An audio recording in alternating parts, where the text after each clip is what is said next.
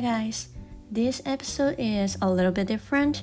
If you are familiar with this channel, you might know I generally review and make POV street photography videos using Sony cameras and Sony lenses or other third-party lenses made for Sony.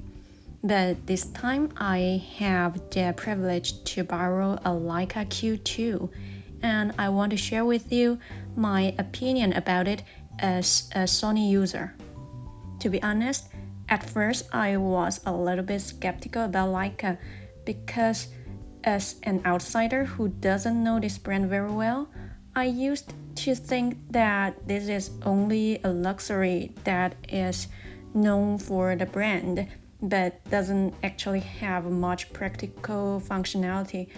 But I guess I was wrong.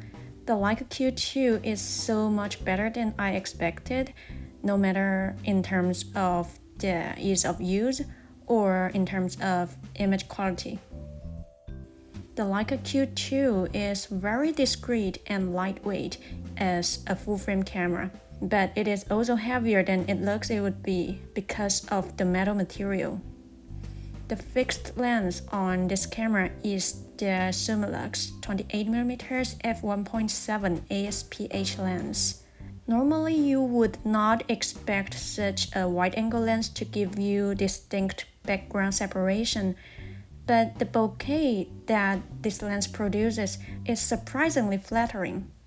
The size of the bokeh looks like something you would expect from maybe a 50mm lens. And it's even more obvious if you shoot with macro mode. It allows you to get the minimum focus distance at 17 centimeters, and the background separation is just amazingly creamy. I generally don't like to take photos with wide-angle lenses because it's more challenging for me to make a good composition. But the Leica Q2 has digital zoom that allows you to crop in from the original 28mm to 35, 50, and 75mm. So even though this is a prime lens, it feels like a zoom lens, and the cropped images still have enough resolution since it is a 47-megapixel sensor camera. Even after you crop in to 50mm, you still get 15 megapixels. Currently, I am still in the process of getting used to the Leica look. The color rendition and the 3D pop look amazing. The images look very contrasty straight out of the camera, which is a little bit different from what I'm used to because when I use my Sony cameras, I like to shoot with the picture profile HLG2, which is not very saturated and does not have strong contrast because this kind of picture profile allows me to edit easily.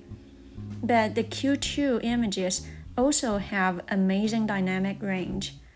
There are a lot of occasions where I thought the highlight area is completely blown out, but when I edit them in post-production, those areas can easily be dragged back, and the low light performance is also great as well. I guess most Sony users' biggest concern is autofocus. This camera does have autofocus, but I have to admit Sony cameras do a better job in this aspect, especially when you take videos. If it is just a still shot, the Q2 can still handle it pretty well. But once there is a subject which you need to track, or once you need precise face-eye recognition, you can see the Q2 autofocus start to haunt. So I have to say this is really more of a photo camera instead of a video camera. But this is indeed a fantastic point-and-shoot camera for street photography. When I use the Sony system, sometimes I have a difficult time deciding which lens to bring with me, and I tend to have a more complicated workflow since there are so many functions and settings to decide. This is not to say that it's a bad thing, but I feel like Sony is more of a purpose-oriented camera, and the Q2 is the kind of camera which you want to take your time and enjoy the moment. This camera is so well engineered, you have to touch it and operate it to really appreciate it. I hope you enjoyed the video.